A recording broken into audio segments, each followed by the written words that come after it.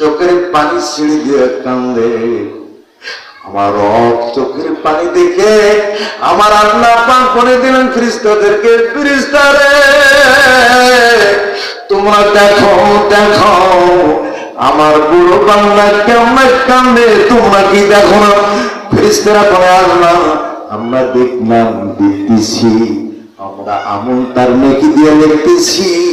আমার আল্লাহ পাক বললেন তোমরা আমল কেন লেখো, নেকি কেন লেখো? আল্লাহ পাকের ফেরেশতা আল্লাহকে বলবো আল্লাহ এই জন্য নাকি লেখি